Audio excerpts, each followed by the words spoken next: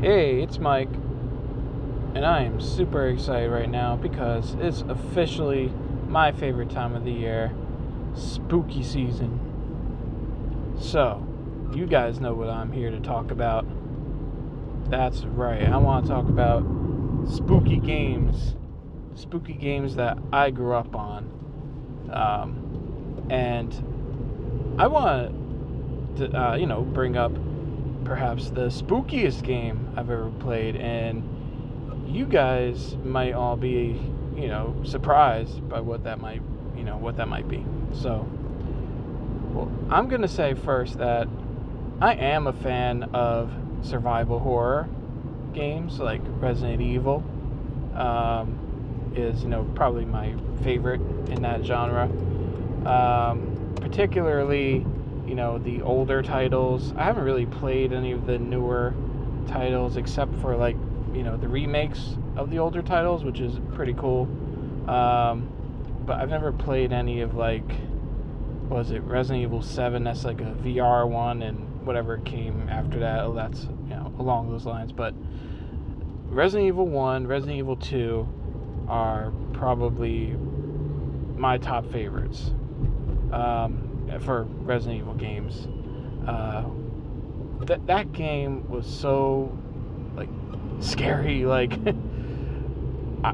Granted, I was a kid playing this, and probably younger than I should have been. And I've had multiple instances of where and maybe you guys have experienced this too. You're going through the game, and it's just you're going through this mansion, and I'm talking about the first one, obviously.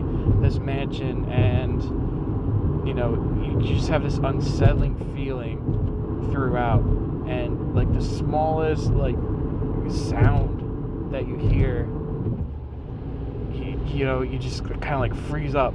And for me, when it got to some of the really scary parts, when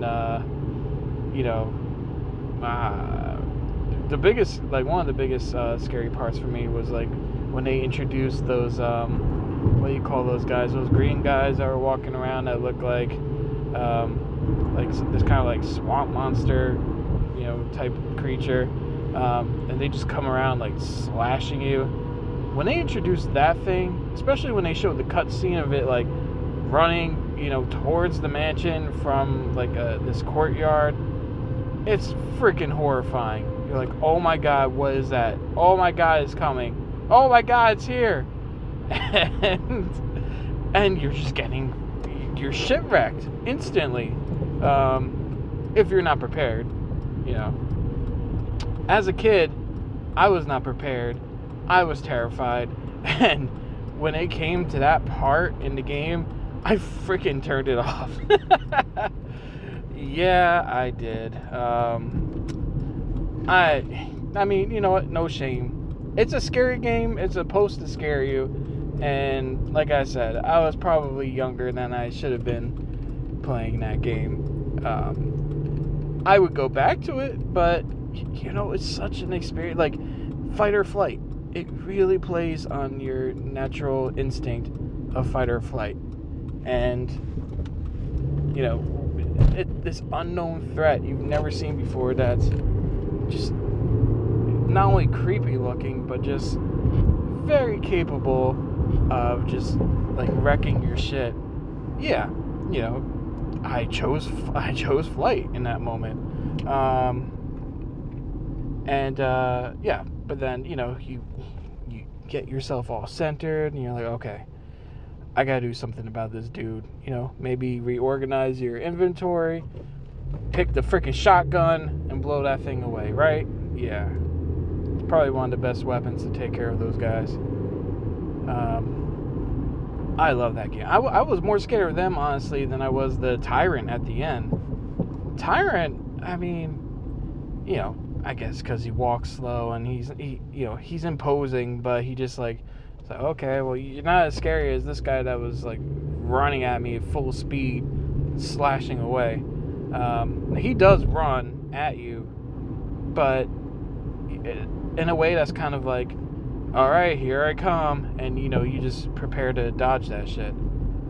So It's different. Also, that giant snake, what do they call that? The yawn, I think is the official name for it in the game. That thing terrified the hell out of me. And I'm not scared of snakes, but, you know, just the way they build up to it. And then you see the thing, and yeah, it's freaking scary. And when I was a kid, he wasn't the easiest,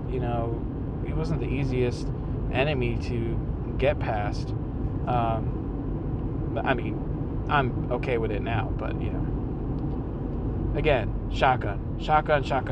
Make sure you have a freaking shotgun is what I learned throughout that game. So there's that. And Resident Evil 2, oh my god. That game is so crazy good. I think I've only ever beaten that, and I'm talking about like just the old school PS1 version. I've only ever beaten that on, I think like rookie mode it was, where you get like the crazy strong weapons like right out the gate. Like you get like this machine gun, you get this blaster to zombies. I really should try replaying the game, try being it in like normal mode, or at least. But no, the only reason why I saw the end of that game is because it was on rookie mode. Yeah, I'm not great at that game. Resident Evil I got good at, to the fact where I actually did speed run that, and I didn't suck at that speed run. So I could talk more about that another time maybe, but yeah, that was probably one of 2 speed runs I've ever done that I've completed. So, I'm kind of proud of that. Yeah, but Resident Evil 2 was a completely different level of horror there, where like you're being swarmed by zombies from the very beginning, and if they get you, like the death scene, if they kill you in the beginning, that was terrifying for me as a kid. It really was. I was like, holy shit. Like, I didn't want to pick up that game until like a year later after that. I was too scared. But, you grow a pair and then you just go back in and give it another shot, I guess. And that's what I did. But that is not the scariest game to me. The spookiest game. There's this game. Again, you guys are going to be really surprised. Well, my grandparents had a system that I think is severely underrated, by the way. The TurboGrafx 16. Now, some of you that know that system might know where I'm going with this. There was a pinball game on that system called Devil's Crush.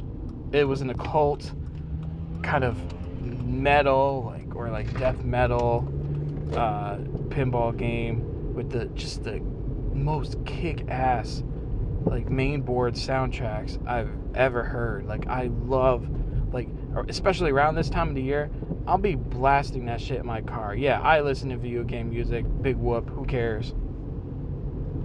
It's fucking epic. If you don't know about it, you gotta give that shit a listen. And if you can, like, emulate that game somehow, or somehow get your hands on it, play it. It's crazy. Like, it's just like the imagery from that game is unsettling, terrifying, especially, and just like particularly the faces. Like, I'll give a couple of examples real quick. There's a dragon in like the top left corner, like right when the screen, comes on when you start the game, that's asleep. And you're okay, the sleeping dragon, whatever. You're hitting your pinball at it, and eventually, you don't know when, but eventually, it wakes up. And it looks mean, and it looks scary, and it starts blowing fire at you. You're like, holy crap. But that's nowhere remotely the scariest part of that game. And I'm not saying it's scary, it's so scary that it's gonna, get you to be like, and turn off the game. But the image I'm about to, describe just stuck with me, for my whole life, and it still is unsettling even as an adult. There's this head in the middle of the board that, again, is like the dragon is asleep and kind of like grayed out. But the more you activate it, so you have to go in these holes here, you hit the ball in the holes, and it will, in an explosion, activate, kind of. And, it's like the head of a woman, and she becomes more and more alive as you activate her, but she also becomes more and more monstrous.